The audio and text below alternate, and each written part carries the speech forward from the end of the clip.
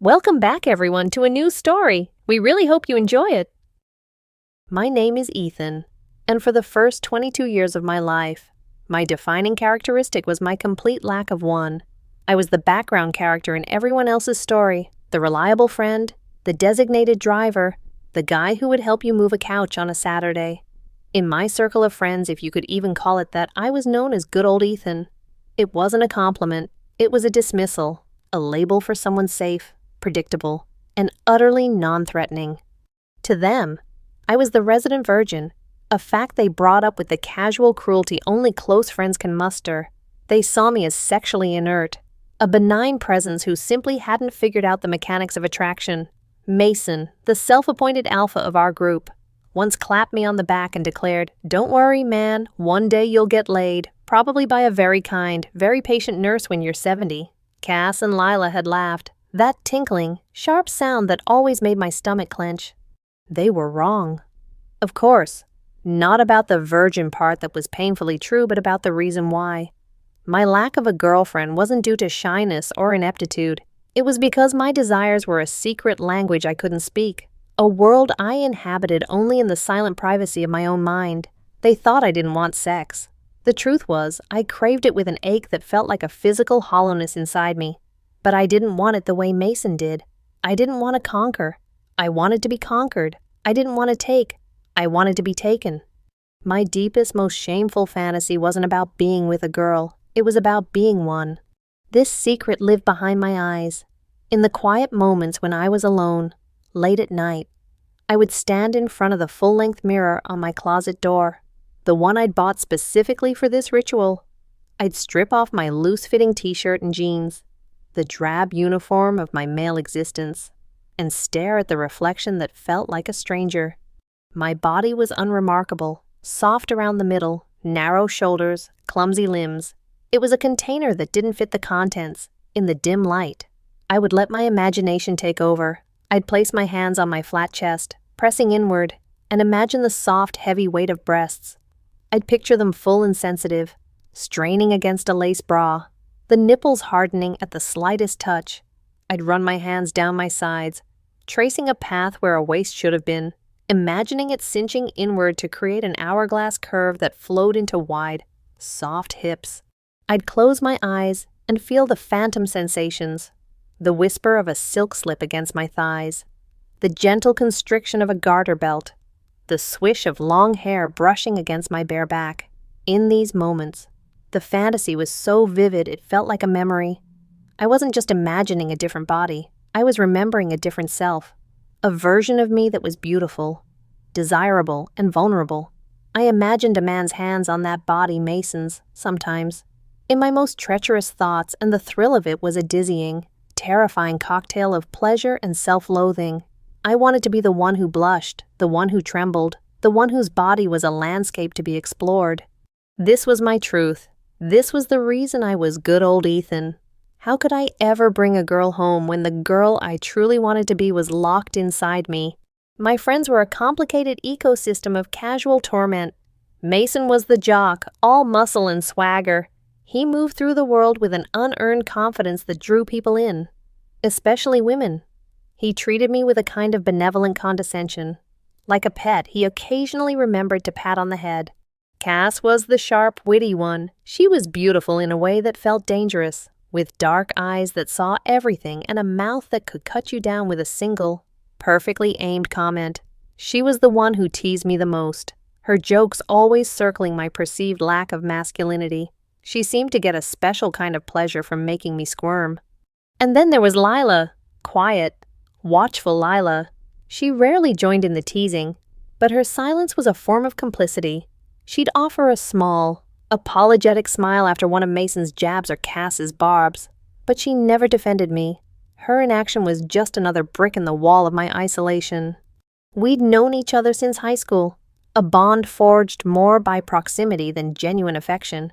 We fell into our roles early on, and no one, least of all me, knew how to break the script, so I played my part. I was the butt of the jokes, the safe harbor, the forgotten friend, and every night, I would stand in front of my mirror and dream of being someone else entirely, someone soft, someone beautiful, someone who could finally be wanted.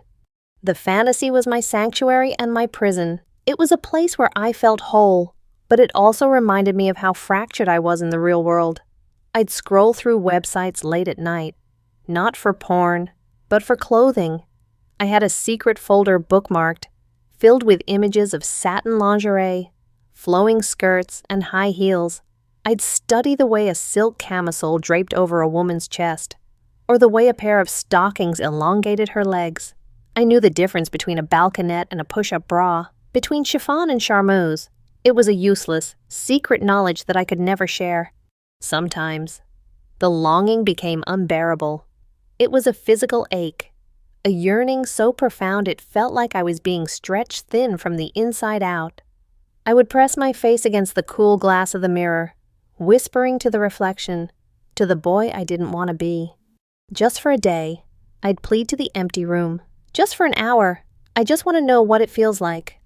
But the mirror only ever showed me the same familiar, disappointing face. Good old Ethan, the boy who wasn't really a boy, and would never, ever be a girl. The air in Mason's basement was thick with the smell of stale beer, old carpet, and cheap pizza. It was our usual Friday night haunt. A dimly lit cave furnished with a sagging couch, a massive flat-screen TV, and a graveyard of empty bottles. Mason was holding court, lounging in a worn-out armchair like a king on his throne, recounting his latest conquest with crude, triumphant detail.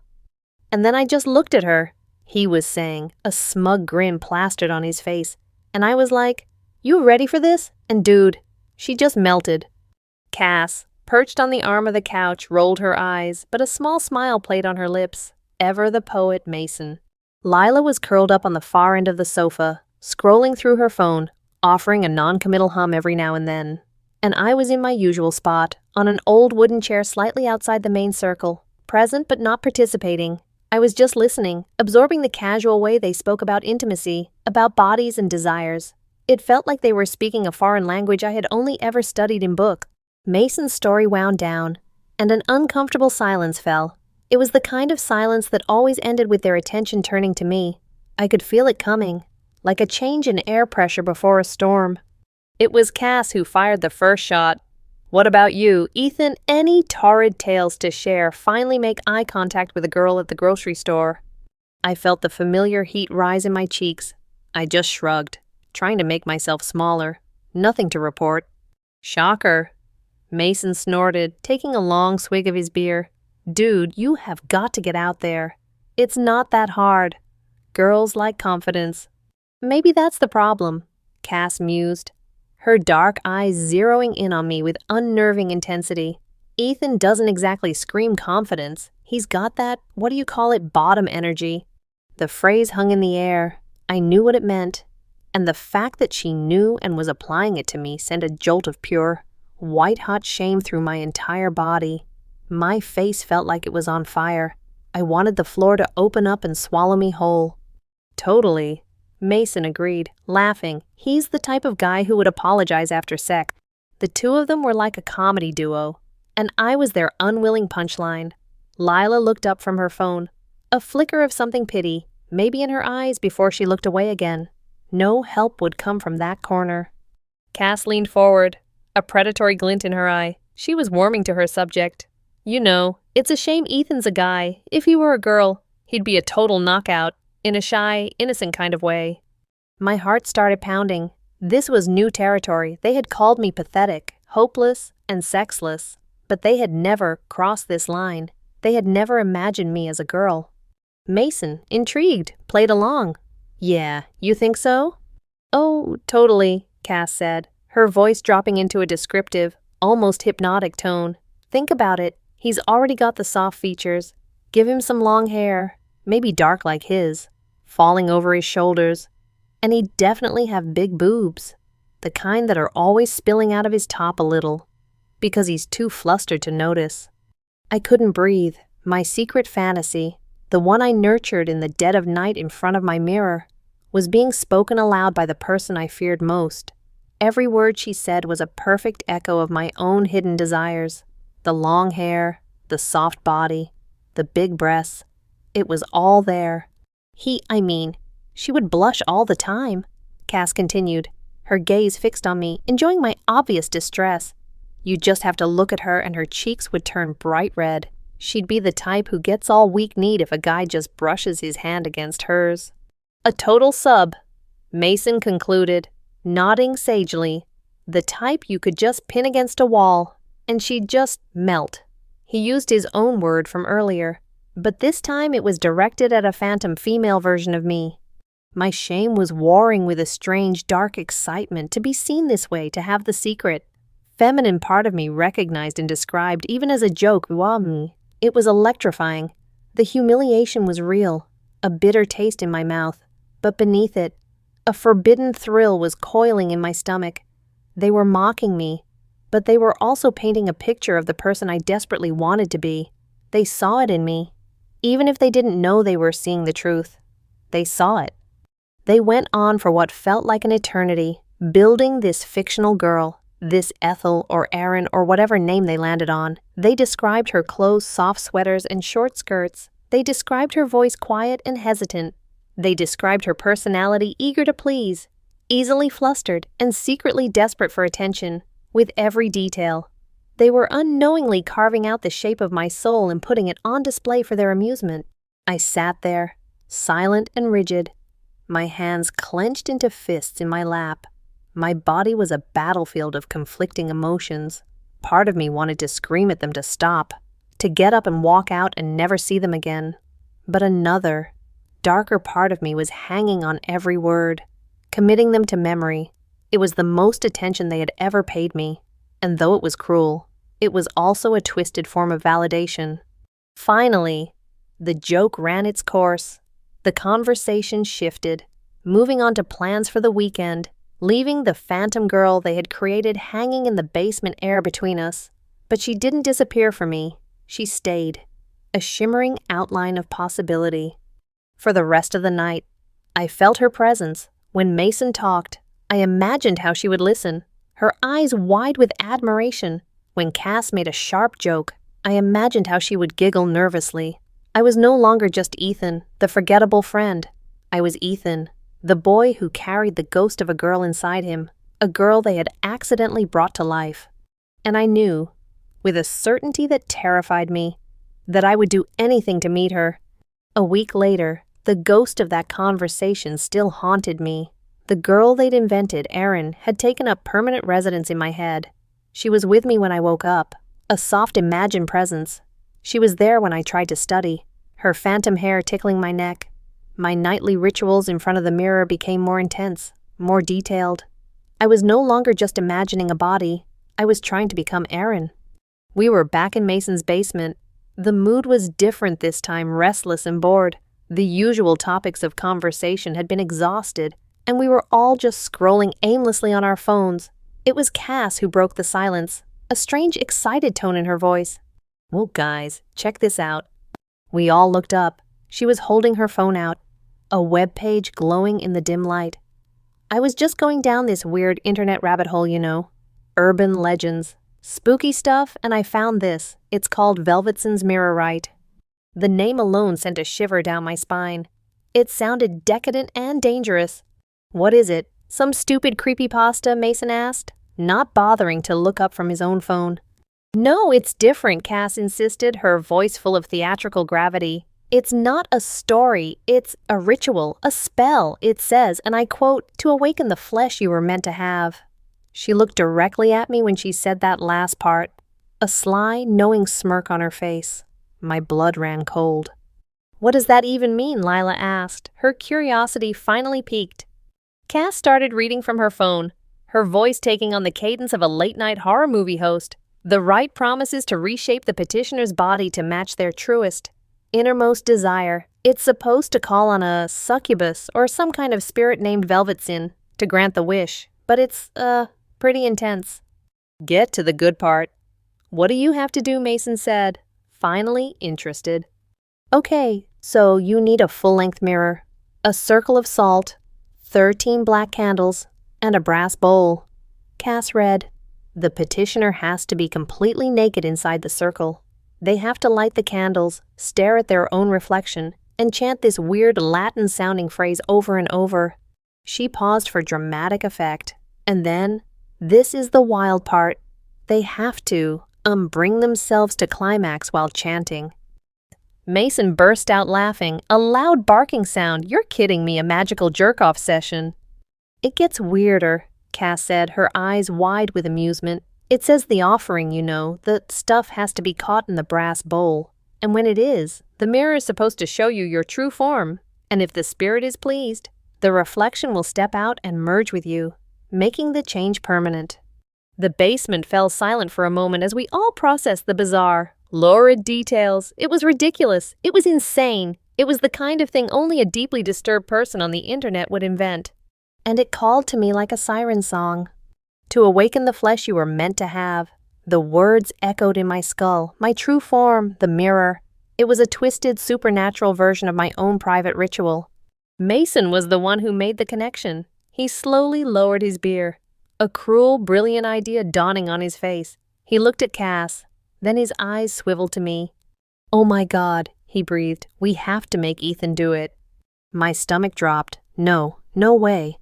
"Oh, come on," Cass cackled, jumping on the idea immediately. "It's perfect. It's the only way you're ever going to touch a girl, even if it's your own weird reflection." "That's not funny," I said, my voice barely a whisper. My heart was hammering against my ribs. This wasn't like the teasing last week. This was a new level of humiliation, a demand for a performance.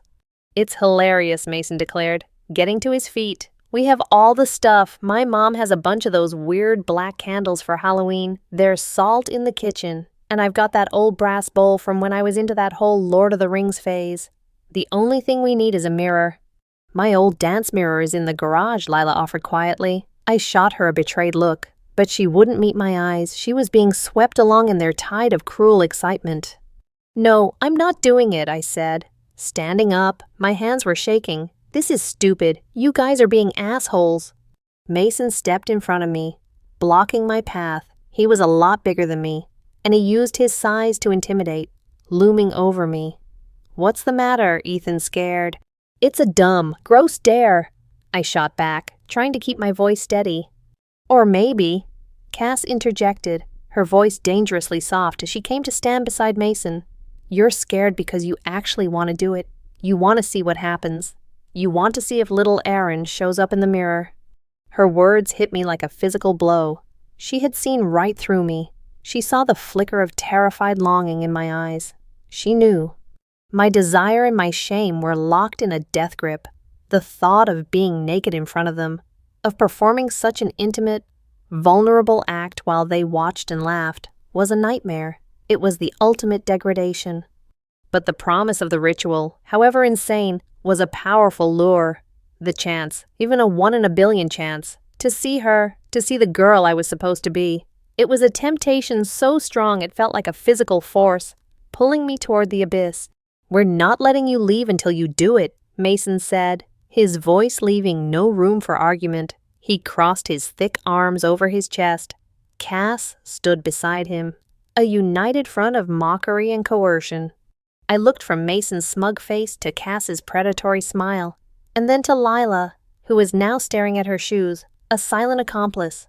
I was trapped by them, and trapped by my own dark, secret hope. They weren't just daring me to do something stupid. They were daring me to confront the deepest, most hidden part of myself. And in that moment, I both hated them and was perversely grateful. They were forcing my hand, pushing me toward a door I had been too terrified to even approach on my own. "Fine," I heard myself say, the word tasting like ash in my mouth. "Fine, I'll do it." The victorious grins on their faces were sickening. They thought they had won. They thought this was about my humiliation. They had no idea that for me, this was about something else entirely. It was about a desperate, foolish prayer. The next 20 minutes were a blur of surreal activity. Mason and Lila hauled a large, dusty, full-length mirror from the garage, its silvered surface cloudy with age. Cass directed the placement of everything with the precision of a stage manager, her excitement palpable. Manic energy in the room. She drew a clumsy circle on the grimy concrete floor with a carton of table salt. Mason arranged the 13 black candles around it, their waxy scent filling the already stuffy air. The brass bowl was placed just inside the circle, directly in front of where the mirror stood. I watched it all happen from my chair, my body numb and cold. It felt like an out-of-body experience, like I was watching a scene from a movie about someone else's life. This couldn't be happening to me. "All right, showtime," Mason announced, clapping his hands together. He flicked off the main lights, plunging the basement into near darkness. He then went around and lit each of the 13 candles with a barbecue lighter. The small flames flickered to life, casting long, dancing shadows on the walls. The scene was genuinely creepy, a parody of a satanic ritual. The candlelight illuminated the circle, the bowl, and the mirror, and it illuminated their expectant faces, their eyes gleaming in the dark. "Okay, Ethan," Cass said, her voice a low purr. "Time to take your clothes off." Every nerve in my body screamed in protest. This was it, the point of no return. I stood up on legs that felt like they were made of jelly. My hands fumbled with the hem of my t-shirt. I hesitated, my eyes darting towards the basement stairs, towards escape. "Don't even think about it," Mason warned, his voice low. Slowly, reluctantly, I pulled my shirt over my head. The cool air of the basement hit my bare skin, and I felt a million invisible eyes on me. I was painfully aware of my soft stomach, my lack of muscle. I folded the shirt and placed it carefully on my chair, a small, pointless act of dignity. "The pants, too," Cass prompted, her voice laced with impatience. My fingers trembled as I undid the button and zipper of my jeans. I pushed them down, along with my boxers, and stepped out of them, kicking them aside, and then I was completely naked, standing in the center of their attention, exposed in a way that went far beyond mere nudity. The candlelight seemed to cling to my skin, highlighting every flaw, every imperfection. The shame was a physical weight, pressing down on my shoulders, making it hard to breathe. I wrapped my arms around myself, a futile attempt to hide. "Wow," Mason said, a note of something other than mockery in his voice. It was almost analytical. "Cass was right. You really don't have a very masculine body, do you?" "I told you," Cass said smugly. "Look at his hips. They're kind of wide for a guy, and his skin is so pale. It's almost translucent." She took a step closer, her eyes tracing the lines of my body. The clinical nature of her assessment was somehow more violating than a simple insult. It was like I was a specimen under a microscope. "He looks like one of those marble statues," she continued, "before they've carved the muscles in. Just a smooth, soft shape, like a girl waiting to happen." Her words, meant to humiliate, sent a forbidden shiver through me. A girl waiting to happen. It was the most poetic, most accurate description of myself I had ever heard. The shame was still there, hot and overwhelming, but now it was mingling with that other feeling, the dark, secret thrill. My humiliation was becoming a strange kind of foreplay, their insults transforming into the very affirmations my soul craved. "All right, enough gawking," Mason said, shoving me lightly towards the circle. "Get in, time to make some magic." I stepped over the line of salt, the grains crunching under my bare feet. The concrete was cold and rough. I lowered myself to my knees in front of the mirror, the position feeling both prayerful and debased. The brass bowl was cold against my shins. My reflection stared back at me from the old mirror, a pale naked boy kneeling in a circle of candlelight, his face a mask of fear and shame. The flickering light made my reflection seem unstable, wavering. "Okay, what's the chant?" Mason asked Cass. She pulled out her phone again. "It says, Velvets in mater umbrae, voco te forma me in carne desideri mei." You have to repeat it. "What does it mean?" Lila whispered. "Something like, Velvetsin, mother of shadows, I call you, form me in the flesh of my desire," Cass translated, a little tremor of genuine unease in her voice now. The game was suddenly feeling very real. "Just say it," Ethan, Mason ordered. I took a shaky breath. My eyes were locked on my reflection. I saw the fear in my eyes, and behind it, the desperate hope. "Velvetsin, mater umbrae, voco te," I whispered, my voice cracking. The Latin felt alien on my tongue. "Louder," Cass commanded. I tried again, my voice gaining a little strength. "Forma me in carne desideri mei." "Now for the other part," Mason said, his voice thick with lewd anticipation. "You know what to do." This was the final, deepest humiliation, to touch myself in front of them, my hand, slick yaw with nervous sweat, moved down. I couldn't look at them. I could only stare at the pathetic figure in the mirror. I closed my eyes, trying to block them out, trying to retreat into the safety of my fantasies. I thought of Erin. I thought of her long hair, her soft breasts, her gentle curves. I imagined her hands on me, not my own. I imagined her whispers, not the jeers of my friends. Velvetsin mater umbrae vocote, I chanted, the words becoming a mantra. My body, despite the terror and shame, began to respond. The arousal was a strange, disconnected thing, a purely physical reaction that felt separate from the storm of emotions in my head. "Look at him, he's actually doing it," I heard Mason whisper in disbelief. "Shut up," Cass hissed back. I kept chanting, my voice growing stronger, more rhythmic. The words and the physical act started to merge. The line between humiliation and desire blurred and then vanished completely. This ritual, this degrading performance, was becoming an act of pure, desperate will. I wasn't just doing it because they were making me. I was doing it because I needed to. I needed to know. Forma me in carne desideri me. Forma me in the flesh of my desire. My desire was Erin. My desire was to be soft, to be beautiful, to be wanted. The fantasy consumed me, more vivid and powerful than ever before. It was no longer just in my head. It felt like it was in the air around me, a tangible presence. In that circle of salt and candlelight, my shame was being burned away, leaving behind only a raw, terrifying need. This was no longer their joke. It was my ceremony.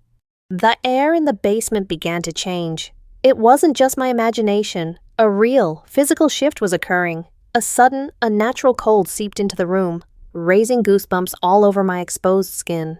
It was a deep cellar-like chill that had nothing to do with the concrete floor. The 13 candle flames, which had been flickering gently, suddenly stretched tall and thin, dancing wildly as if caught in a powerful, unfelt wind. The shadows they cast writhed on the walls like living things. My friends felt it too. Their whispered comments and snickers had died out, replaced by a tense, unnerved silence.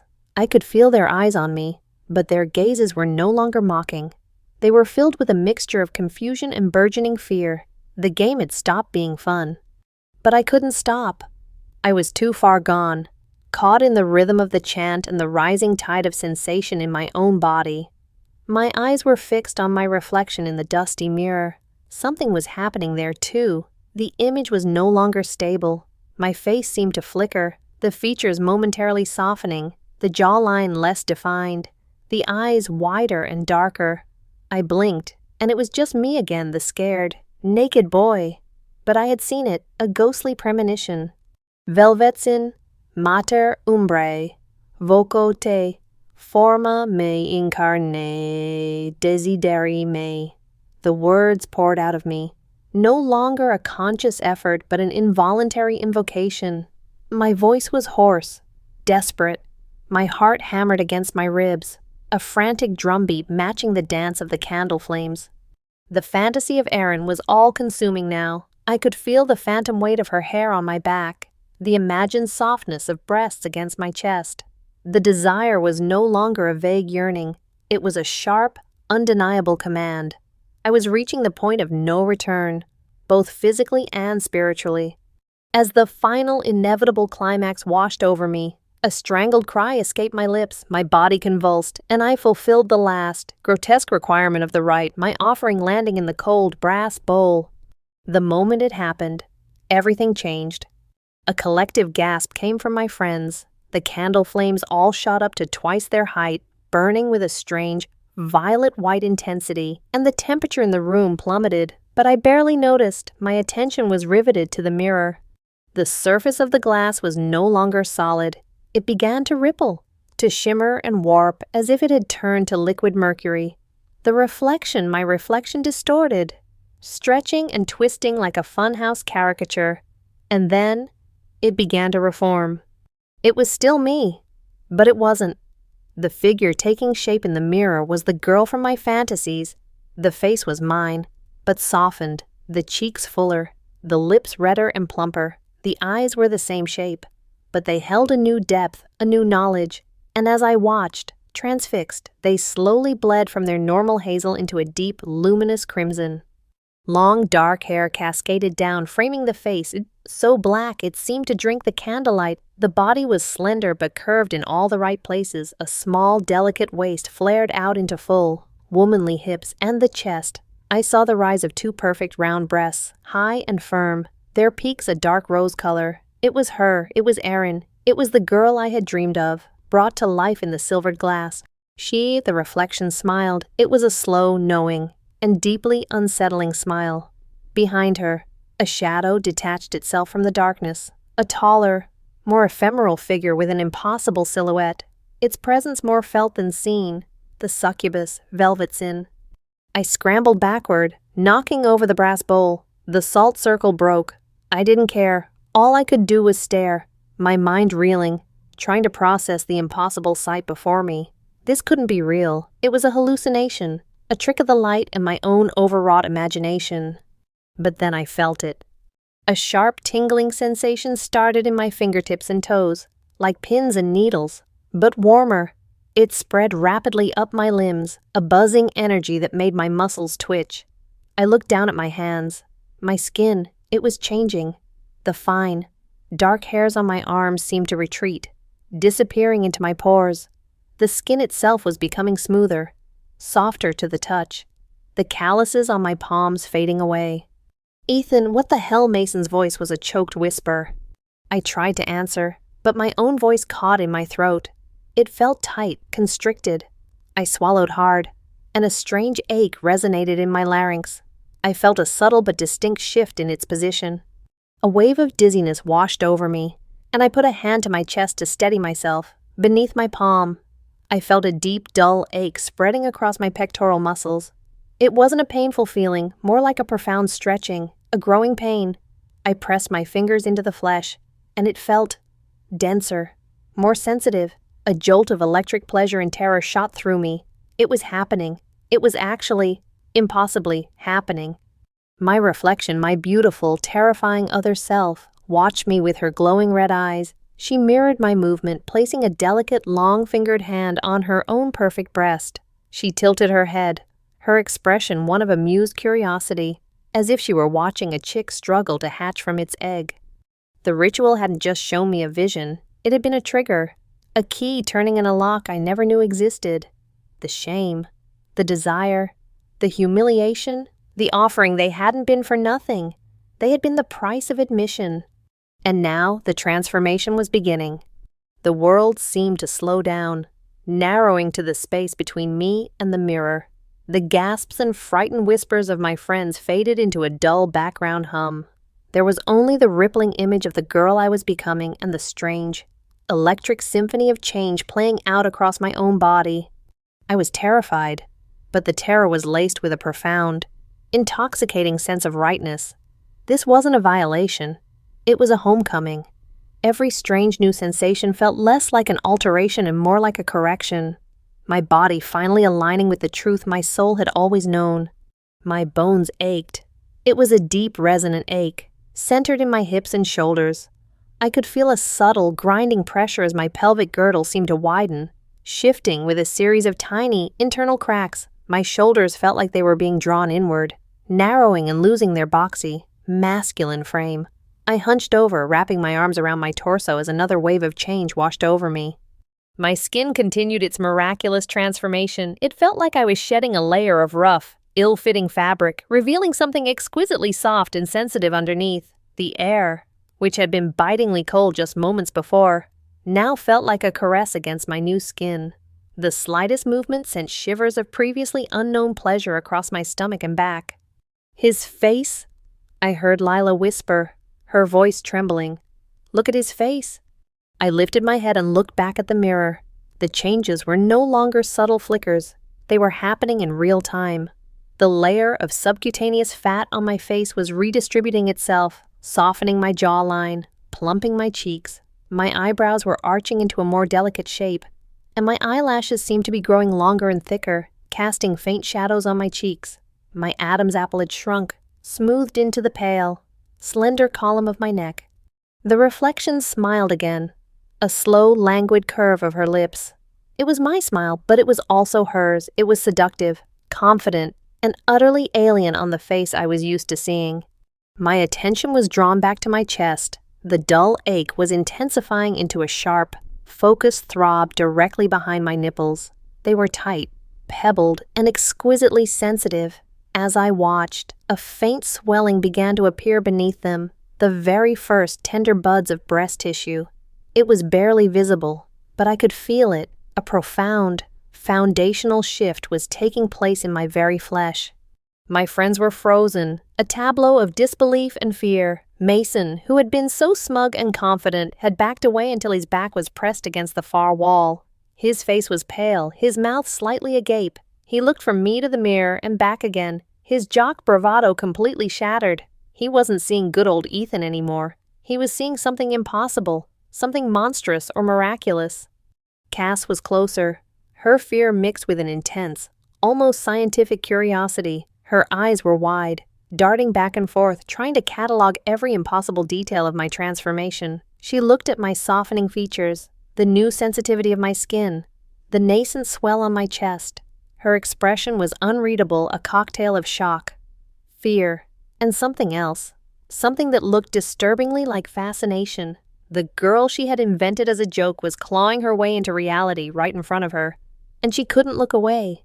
A thought, clear and sharp, cut through the haze of sensation and confusion in my mind. This is it. This is the crossroads. I could fight this. I could scream, panic, and try to reverse whatever arcane process I had set in motion. If I stopped now, if I rejected this, maybe it would all fade away. I could go back to being the loser in the corner, the butt of the jokes, the forgettable friend. I could go back to being safe and miserable. Or I could let it happen. I could surrender to this terrifying, beautiful wave of change. I could step through the door they had opened for me and become the person I had only ever dared to dream about. If I continued, I could finally become Erin. The shame that had defined my life was still there, a faint echo in the back of my mind.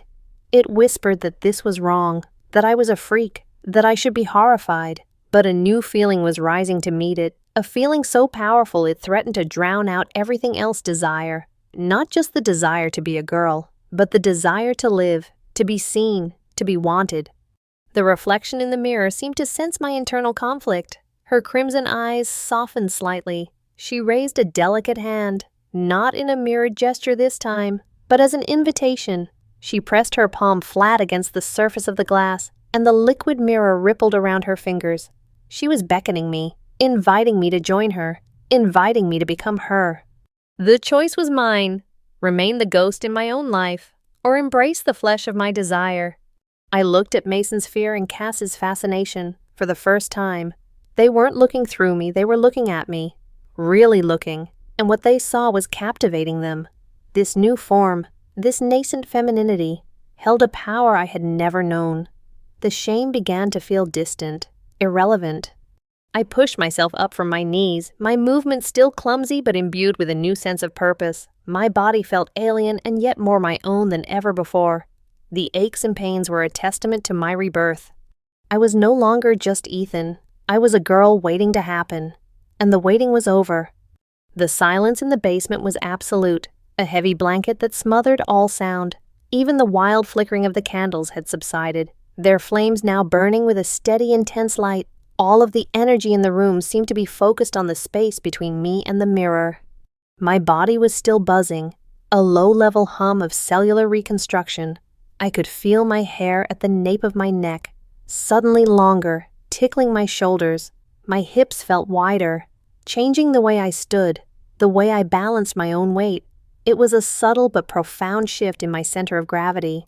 I felt more grounded, more connected to the earth, even as my sense of self was floating away into uncharted territory.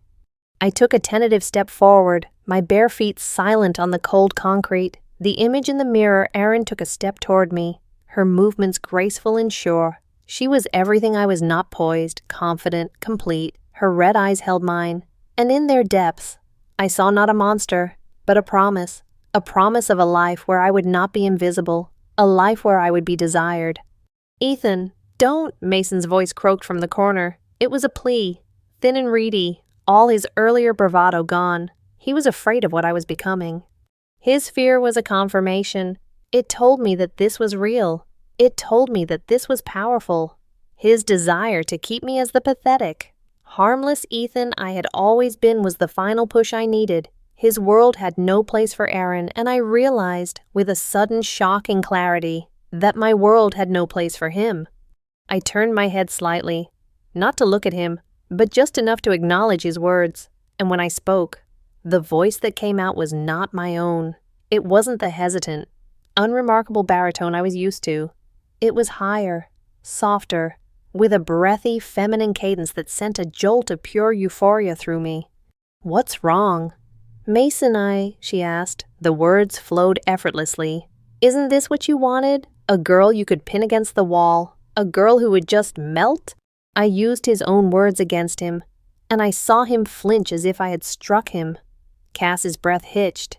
She was staring at me, her sharp, analytical mind struggling to keep up with the impossible reality unfolding before her. I turned my attention back to the mirror, back to my other half, my true self. Erin was smiling, a look of pure triumph on her beautiful face. She pressed her hand harder against the glass, and this time, the barrier seemed to yield. The surface of the mirror bulged outward, her pale fingers phasing through the silvered plane into the cold air of the basement. This was the threshold, the final invitation. To step forward and touch that hand would be to accept the transformation completely, to merge with the spirit in the mirror and become whole. It was a terrifying, irreversible step into the unknown. There would be no going back to being Ethan.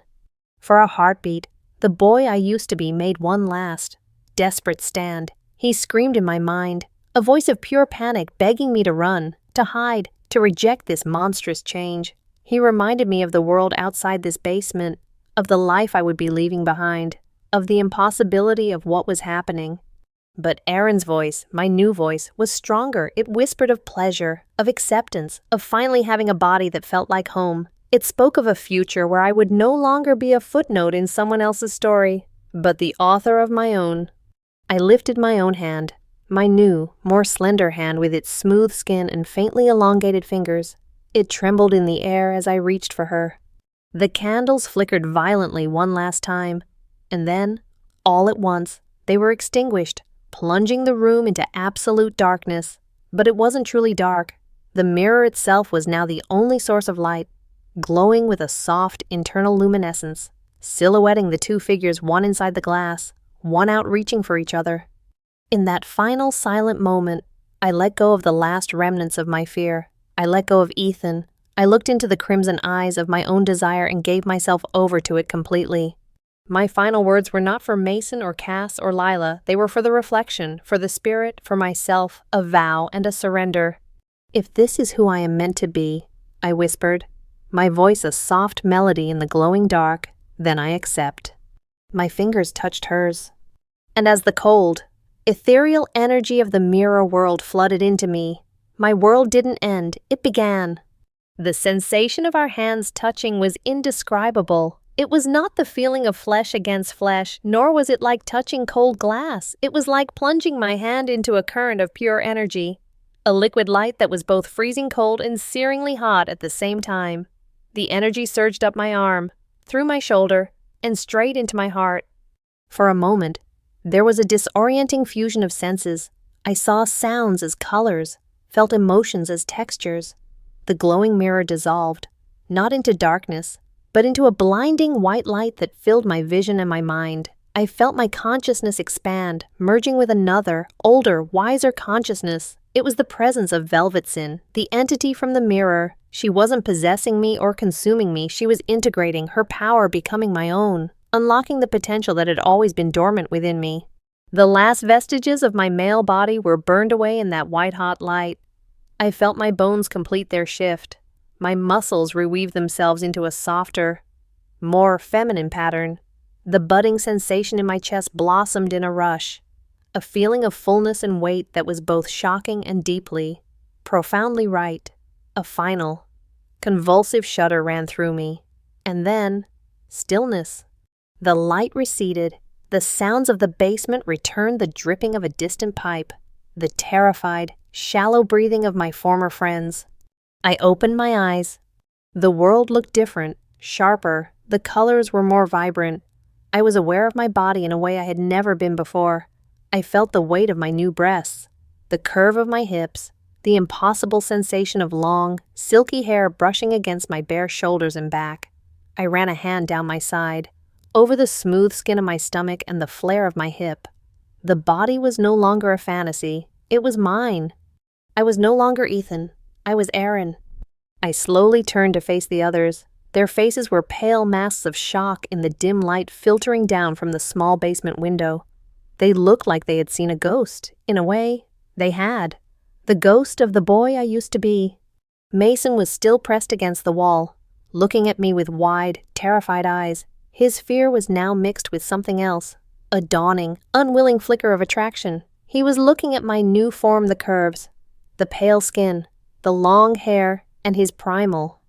Jock brain was short-circuiting. He was disgusted, terrified, and undeniably aroused all at once. Lila had her hands over her mouth, her eyes welling with tears. I couldn't tell if she was crying for the friend she had lost or out of sheer terror.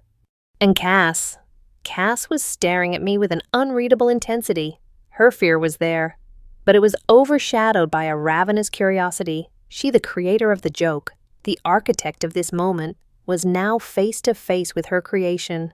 Her eyes traveled over my body, not with the clinical detachment of before, but with a kind of possessive awe. I took a step, and then another. My new body moved with an innate grace I had never possessed. My hips swayed naturally, my feet landing lightly on the floor. It felt as natural as breathing. I walked over to the discarded pile of my old clothes, the drab t-shirt and baggy jeans. They looked like the shed skin of an entirely different creature.